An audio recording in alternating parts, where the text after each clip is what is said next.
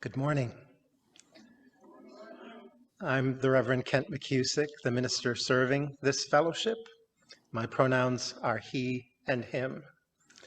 Welcome all. Welcome to our friends joining us from home, and welcome to those of you joining us here in Fellowship Hall.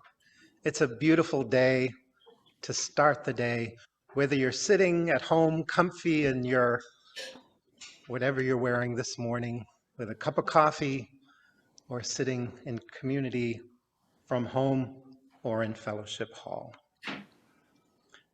This day marks our Harvest Communion service, which we did celebrate harvest this week, and we will celebrate communion, although we're not going to have our standard bread and grape communion for obvious reasons.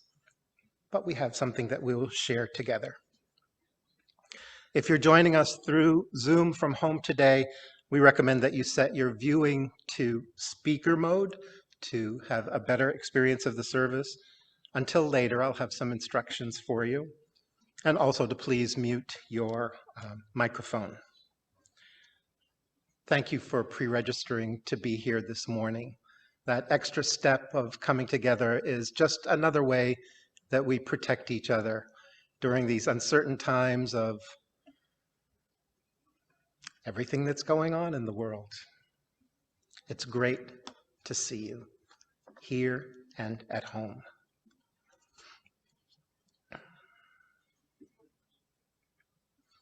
Each week, we begin our service with the ringing of our chime 3 times.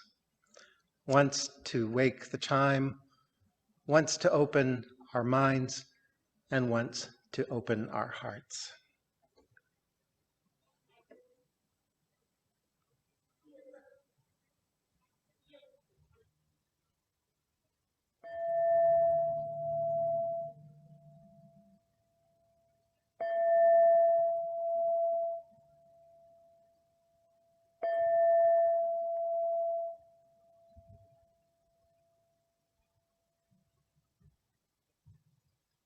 In the world of the driven, let us be drawn in. Let your love be a given, let us be drawn in. To imagine, to dream, to create, to redeem, for the sake of the living, let us be drawn in.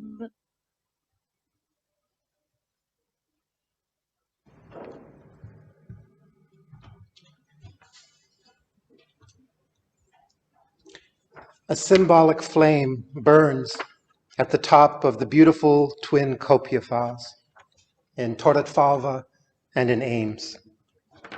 May the flame of our chalice be a reminder of the importance of our partnership.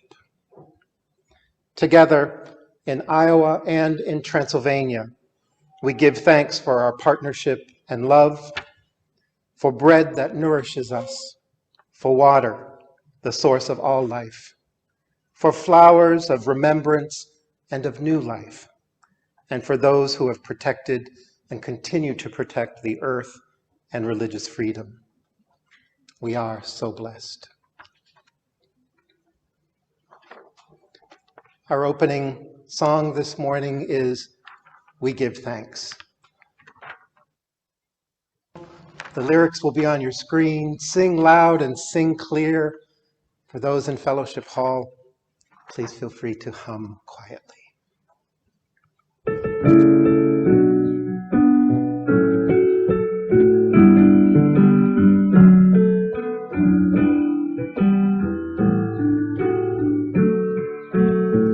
Oh, we give thanks for this precious day, for all gathered here far away,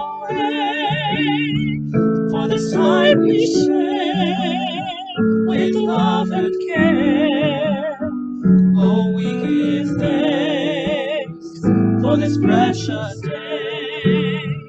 Oh, we give thanks for this precious day.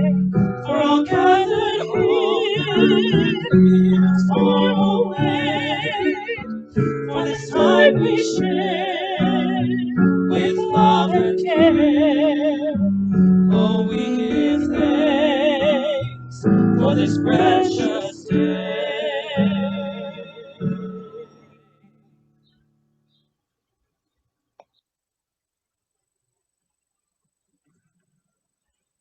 This is the season of waiting. As the days become darker, we wait for the light to return, which is reflected in most of the world faith traditions. In the Christian world, today is the first day of Advent, of waiting for the coming of the light. Tonight marks the first day of Hanukkah. And for our Time for All Ages this morning, I want to share a gift from my colleague, the Reverend Joanna Lubkin, as she offers a Hanukkah blessing.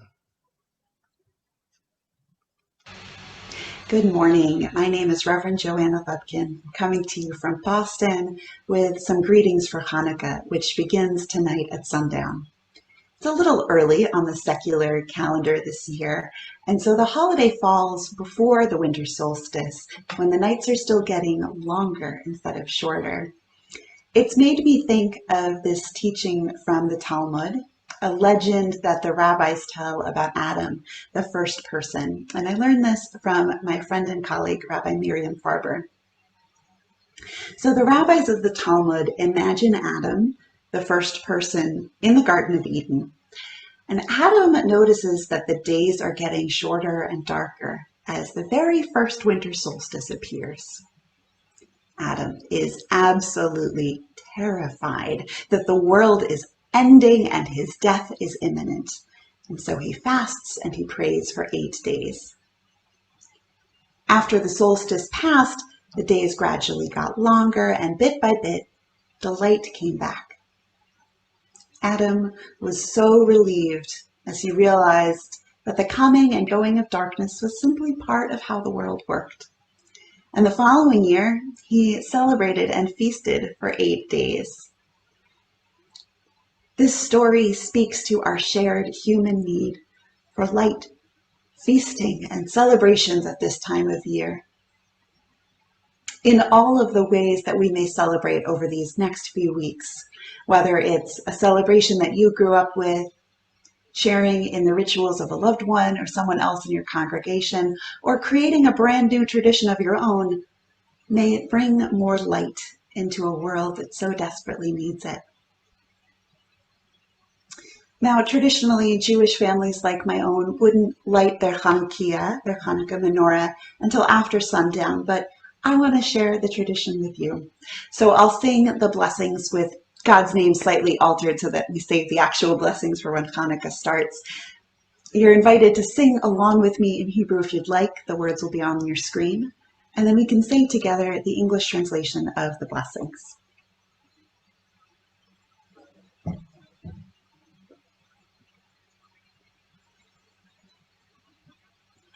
Baruch atah Hashem, Elokeinu melech haolam, asher kiddushanu b'mitzvotav, v'tzivanu lehadlik ner shel Chanukah.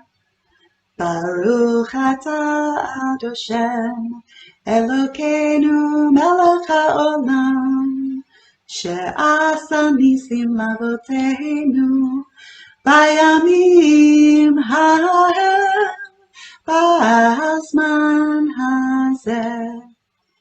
Baruch atah Hashem, Elokeinu melech haolam, שהחיינו וקיימנו והגיענו לזמן הזה.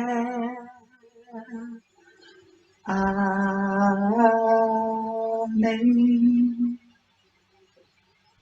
And we say together in English, Blessed are you, source of all, who brings moments of holiness to our lives through the ritual of lighting the Hanukkah lights.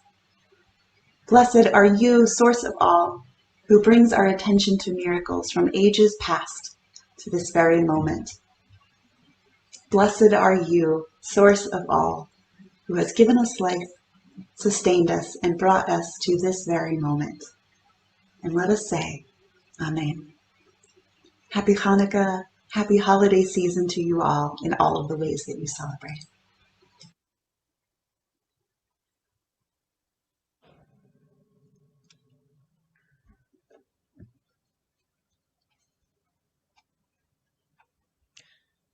The November offertory recipient is the Friends of Erickson Library in Boone. The Friends group is committed to helping improve the library's facilities, programs, and services. They have funded in full or in part annual reading programs, baby packets for parents and newborns, online research databases, online resources, movie licenses, book discussion groups, large print books, and special programs.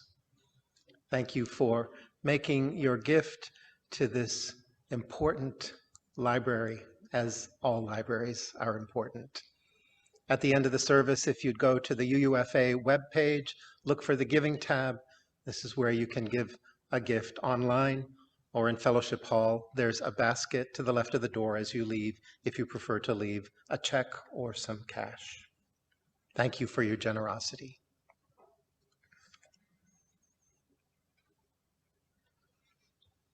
As we remember our friends in Torretfalva and Cheetfalva, I'd like to share a piece of Hungarian folk music and some memories of the trip I took there in 2019.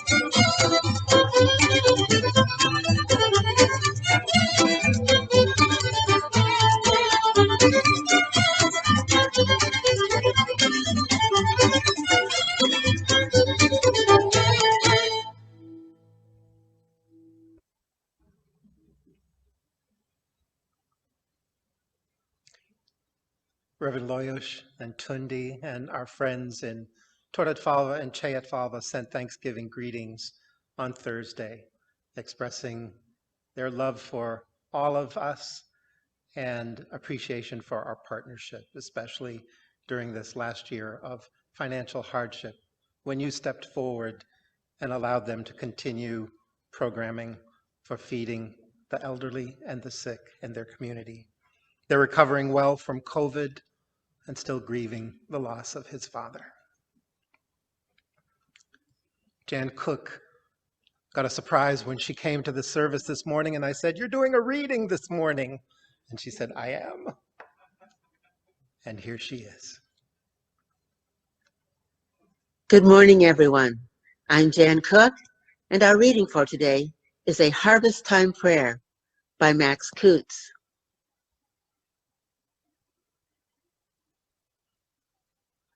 Harvest time is an attitude, not a time of year. So maybe we'll be wise enough to feel a sort of litany of gratitude for seeds that, like memories and minds, keep in themselves the recollection of what they were and the power to become something more than they are.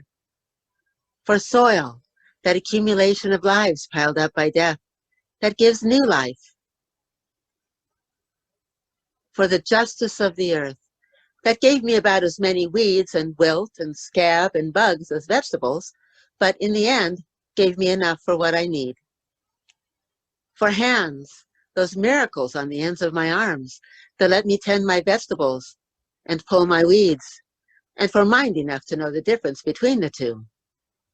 For calluses, life's defense against that softness that makes survival difficult. For the ability to work and the will to work and the work to do and the time to do it in. And finally, for that sense of kinship to it all, that singleness, that unity that is the basis of faith. For these gifts that are the harvest of our lives, may we be grateful.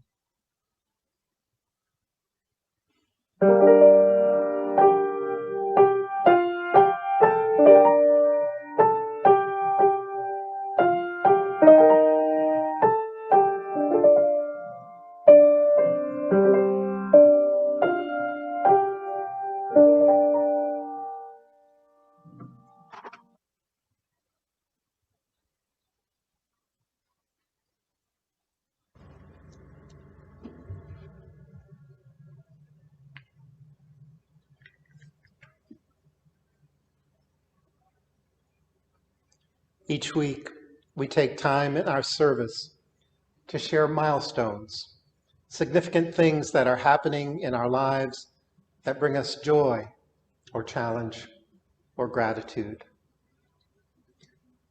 Each week, we pause to remember and to share in this community of love. We'll begin with milestones from Fellowship Hall and ask that our friends at home will let you know when we're ready for your sharing. In Fellowship Hall, if you have a milestone to share, please come to the microphone at the front of the room, introduce yourself, share your milestone, and let us know when you're done, and I will light a candle for you. As we begin, I have 2 milestones to share this morning. The first is if you are a theater fan of any kind, I think it's essential we note the passing of Stephen Sondheim. If you're not familiar with his work, please find a way to listen. He's known now, and perhaps always has been, as the American Shakespeare. And his music was part of my ordination and also part of my installation here.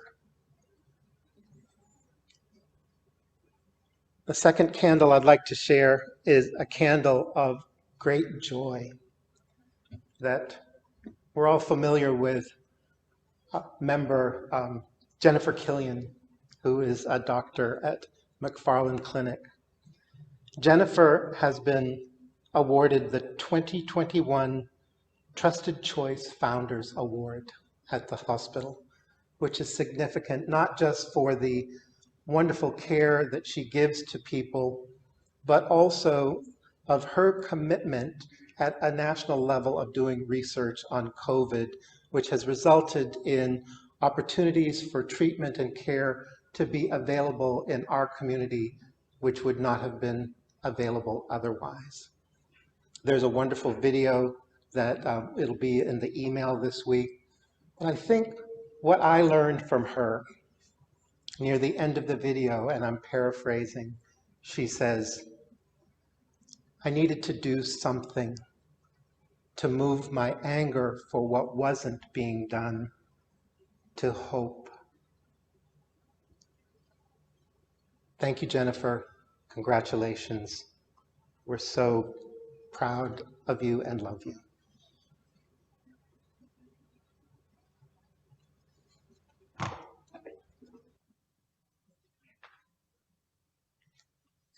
Say your name. I'm Clara, and What do you want to say? this week me and Richard are gonna get our second COVID vaccines. Awesome.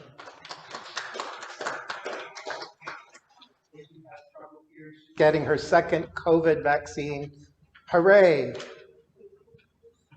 And if you didn't recognize her, Clara is the queen of unicorns.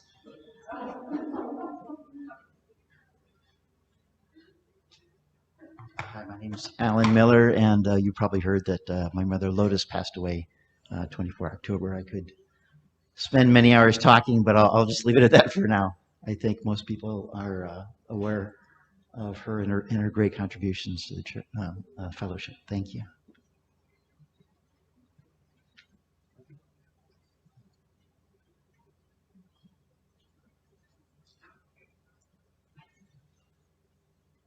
Let's pause and breathe together slowly and deeply as we prepare for our home milestones.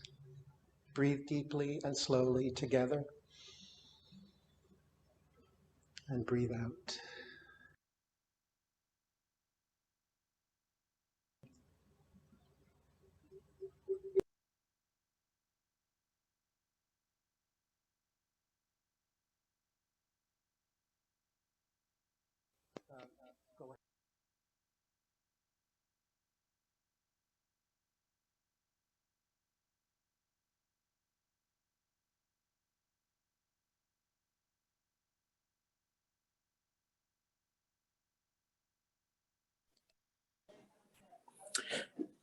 This is Bob Anders, and I'm coming to you from Eugene, Oregon, where we're staying with my sister-in-law and her family. We'll be here hopefully through mid-December, 6 weeks. On Thanksgiving Day, we hosted my son, his wife, and their two beautiful babies from Minneapolis. My daughter-in-law's brother and his wife, as well as Debbie's extended family here in Eugene. So greetings from the wet and wild Northwest.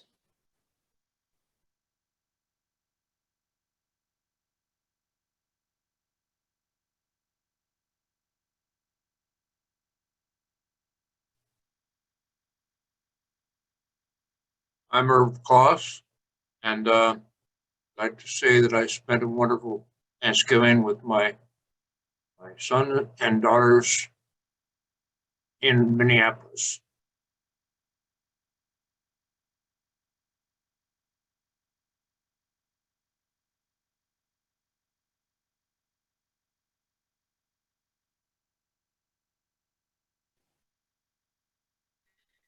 This is Jane Runnels, and I wanted to just share a blessing and joy that we have.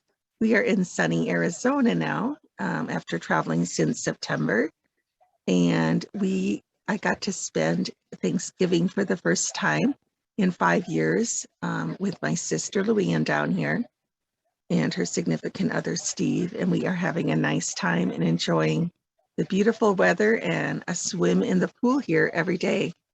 So sending warm weather thoughts your way to Iowa. Thank you. I'm complete.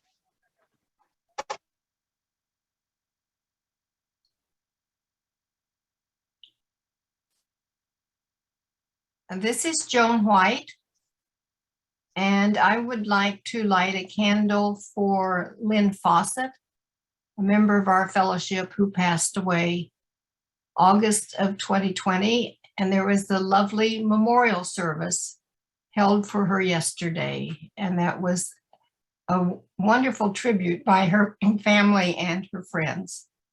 But just wanted to remember Lynn Fawcett. I'm done.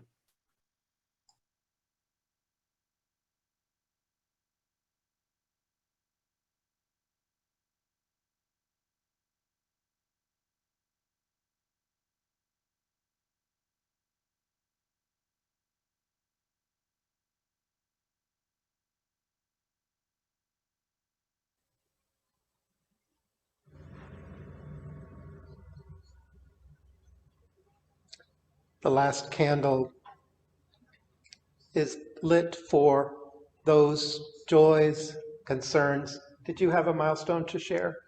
We have one more milestone from Fellowship Hall.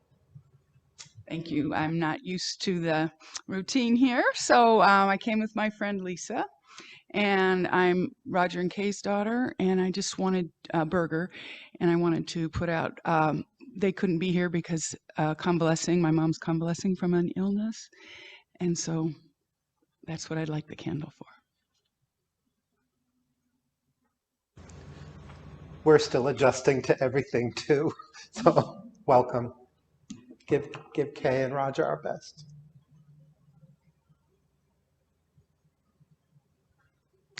The last candle is for those milestones, those joys, those sorrows that we hold preciously in our hearts and remain unspoken.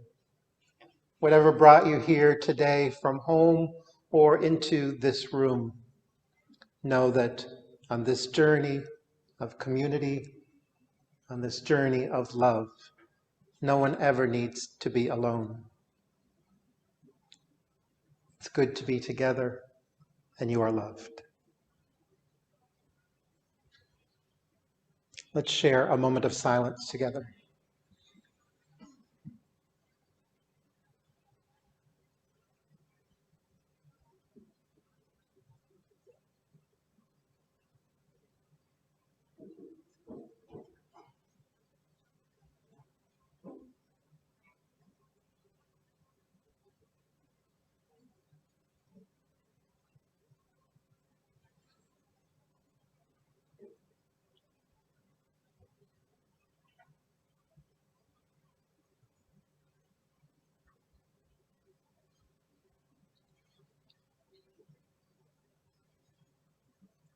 It's good to be together.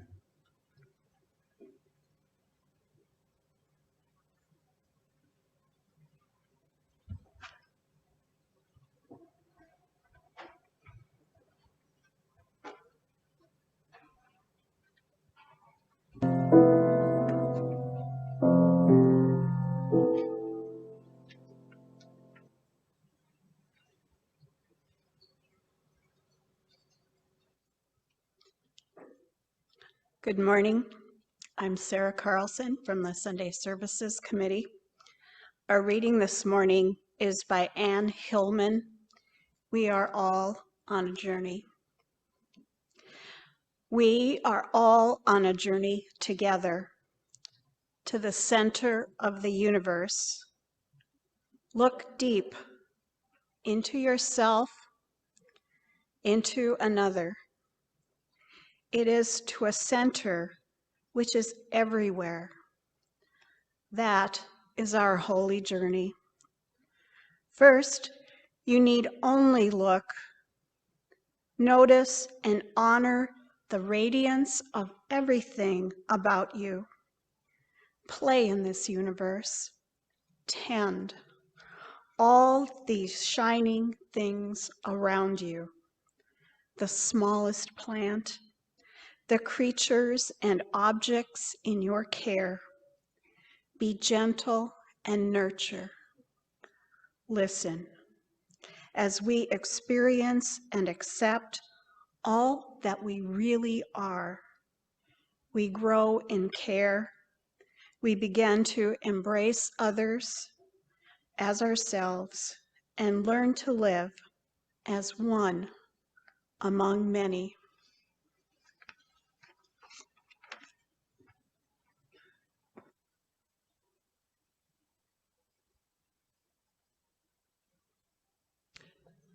I invite you into a time of reflection as we listen to a sung prayer by Reverend Loyosh.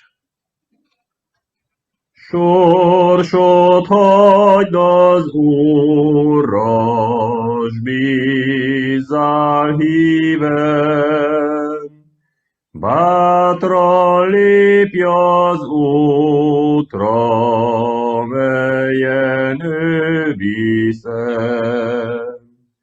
Bár így fedez, mit se csüggedez, sugarát leküld, és felderül a nap.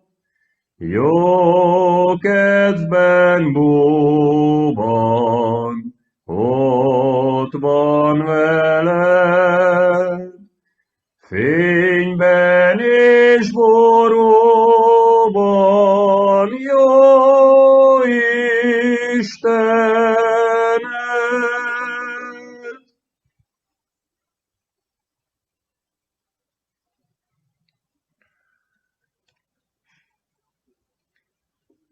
The Reverend Mark Harris tells us that Unitarian and Universalists have always been heretics. Not in the sense of being rebellious, even though it looks and feels like that sometimes, but in the sense that we choose our own faith. In Greek, heresy means choice. Unitarianism developed as a heretical and liberal faith. In the matrix and layering of Unitarianism and Universalism, Unitarianism does not see how the deification of a human being or the simple recitation of creeds can help us live better lives.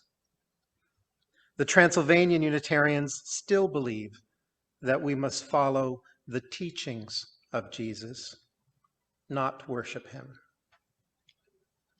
We should follow the teachings. Our Unitarian religious roots go back over 450 years to 16th century Transylvania. We might relate our own paths to Unitarian Universalism to the spiritual journey of Transylvanian theologian Francis David. He was born into Catholicism, then converted to Calvinism before becoming a Unitarian.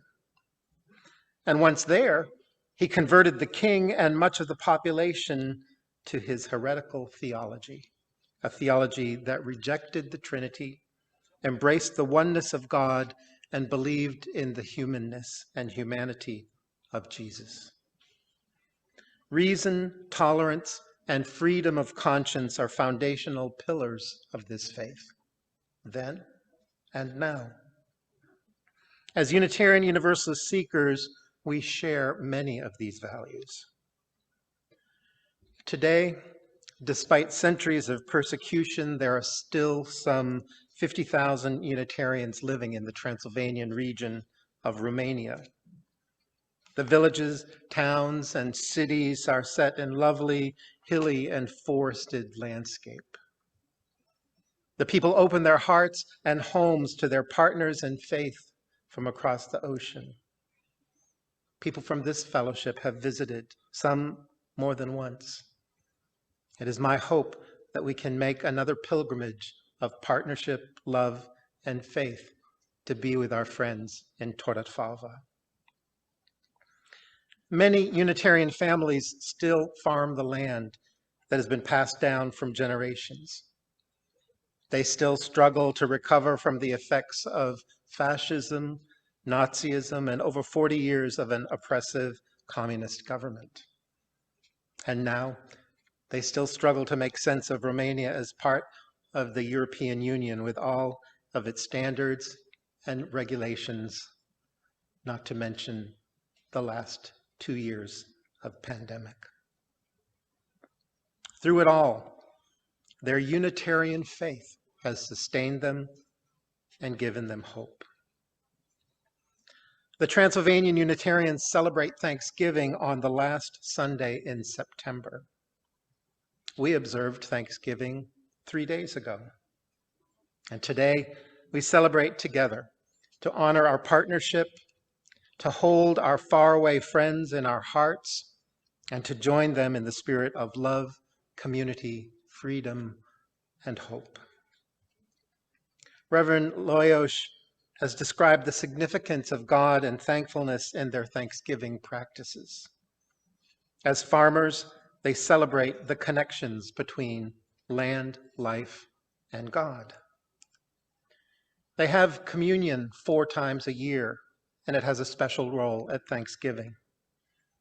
Through this ritual, the life, teaching, and work of Jesus are remembered, and living in community is celebrated. It is the time that the community shares the first food and drink from their work as farmers for the year. Each holiday, the bread and wine are offered by a different family. This is very important for people, like a form of purification. When the service is over, everyone is invited over to the school to eat the leftover bread and drink the wine together in celebration. Because good bread and good wine should never go to waste. Their traditions are very different than ours. I had thought about doing a traditional communion one day, and maybe I will sometime. But when I went into the church on Thanksgiving morning, there's two sides, and there's the back side where dignitaries sit. And looking from the pulpit on this side, all the women were in place when I entered the room. And Loyosh was not there. So I sat in my minister area, and pretty soon he came and got me and said, "You need to come outside." So I went outside, and here were all the men lined up outside on the sidewalk outside the church. And the women were inside, the men were outside, and the minister greeted each individual man. And then they all came in and sat in rows predetermined by the amount. If you sat near the front, that means that you gave the most. So the men and women are divided, and then the men are seated according to giving.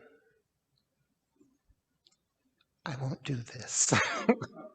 But I think, it is a tradition that we need to not judge. It is like going back in time. Then when the communion is served, the men circle around. They're served communion first. They circle from oldest to youngest. And then they go back to their seats. And then the women are served communion from oldest to youngest. And even though I struggled with some of their cultural differences, it truly is a heart-touching and warming service, because it is not about the blood and body of Jesus. It is about the harvest, the earth, the community, and the love that they have for each other.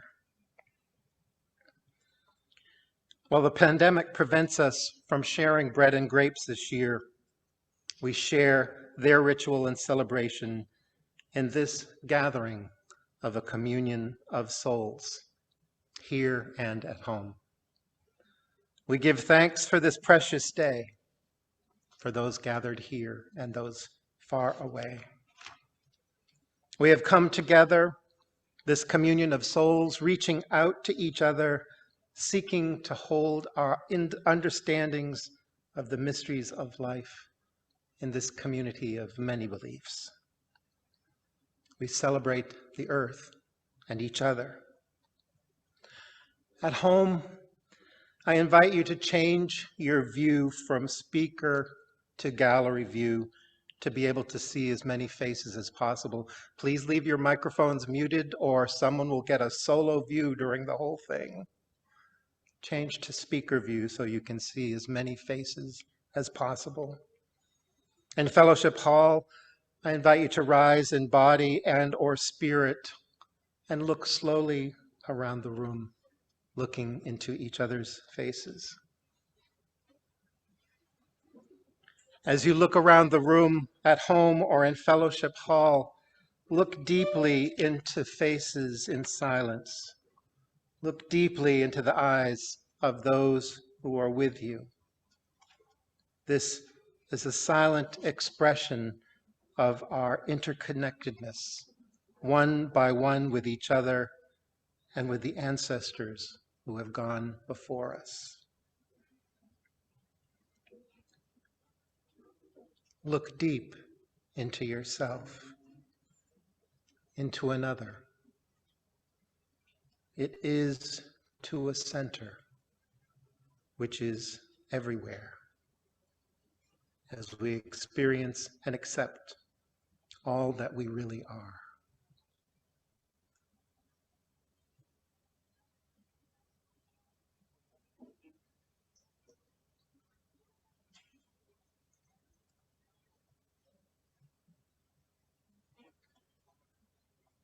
Communion means sharing in common. We grow in care. That is the holy journey.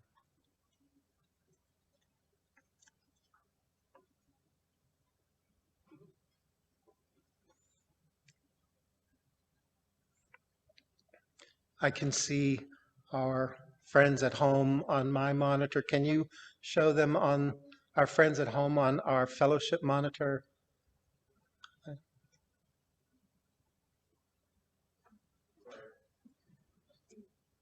Hello, friends. We see you. We're glad you're with us.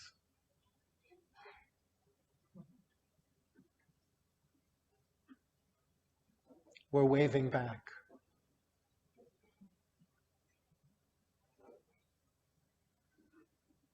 May we truly deepen and share our relationships with each other here in the shared sacred space and beyond, in relationship with our partner church and Tordat Falva, and our relationship with the earth.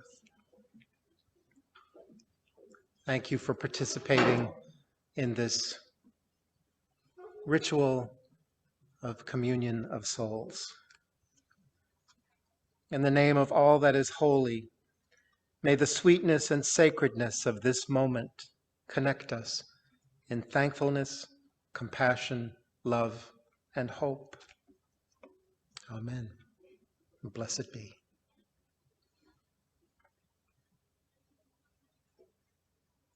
Our closing song today is the Seke Aldus, as sung by the First Unitarian Church of Baltimore.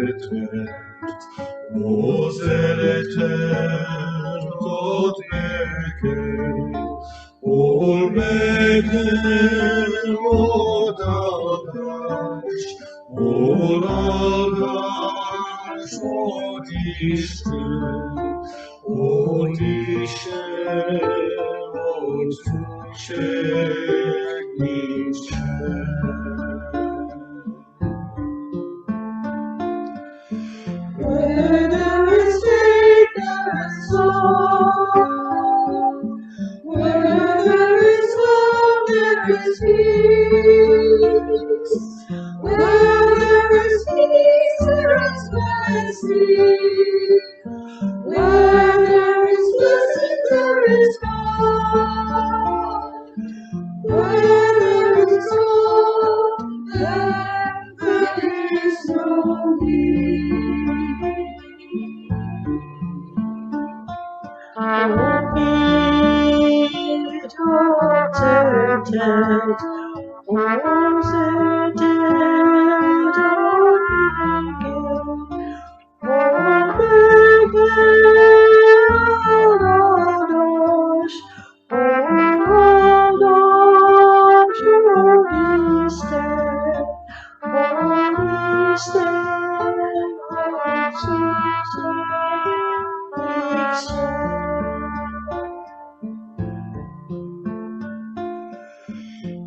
Where there is faith, there is love.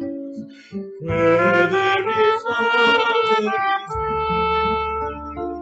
peace. Where there is peace, there is blessing. Where there is blessing, there is God. Where there is God, there is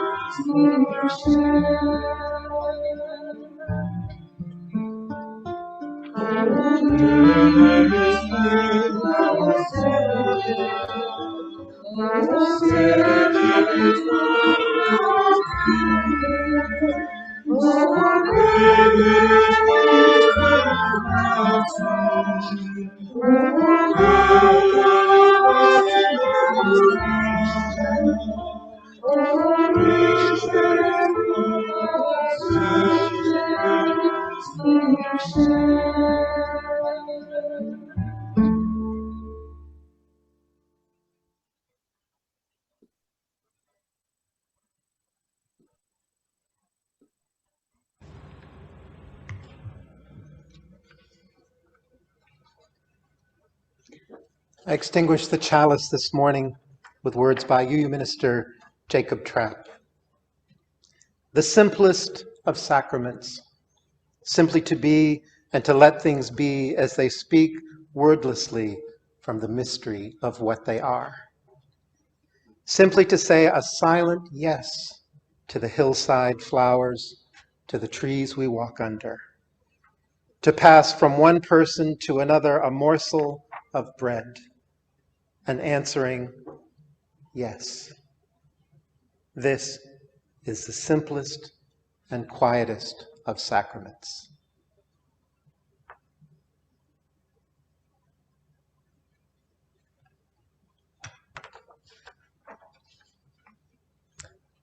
As you know, we're celebrating 75 years of fellowship life, of UU fellowship life in Ames. And during the next few weeks, I'll be sharing special greetings from people who have either served as a minister here or who found a path to ministry as a member of this fellowship. This morning I share greetings from the Reverend David Kramer.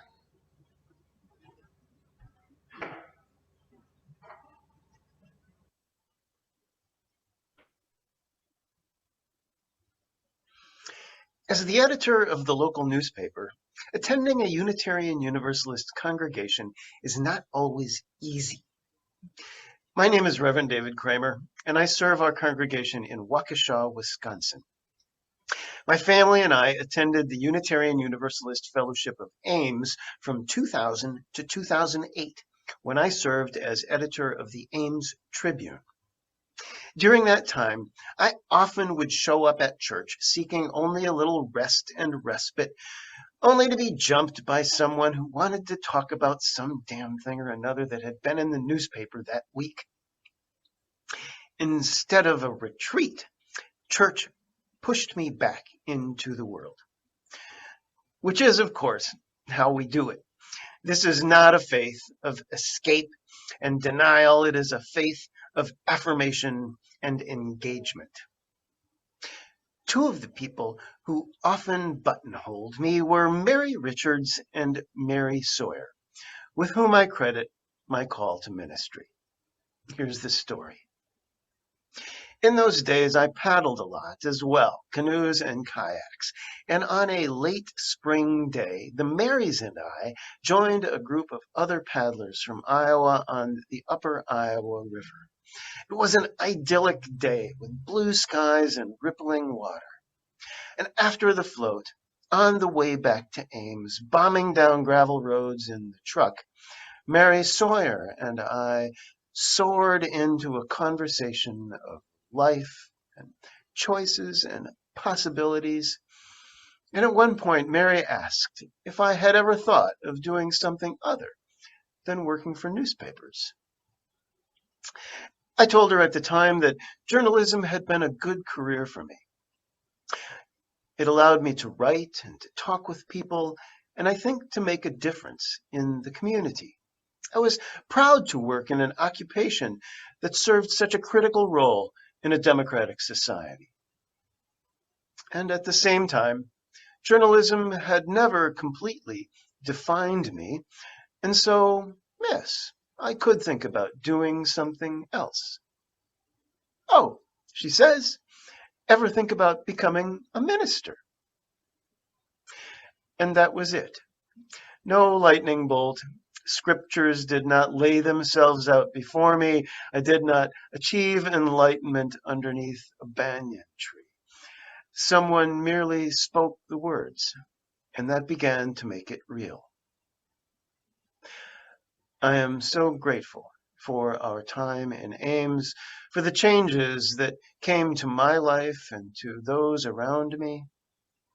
I am grateful to be here with you, celebrating this anniversary. Blessings on your 75th.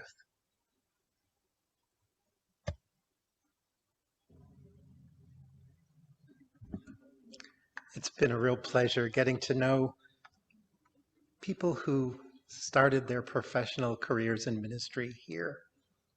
And David is someone I truly appreciate. Thank you again for your generosity this morning in supporting our November recipient, the Friends of Erickson Library. And please consider visiting our webpage and the Giving tab to support them and other initiatives important to this fellowship.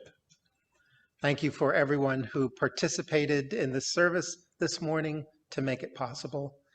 And thank you to all of you at home and here for joining us as part of your Sunday today. I wish you a beautiful week.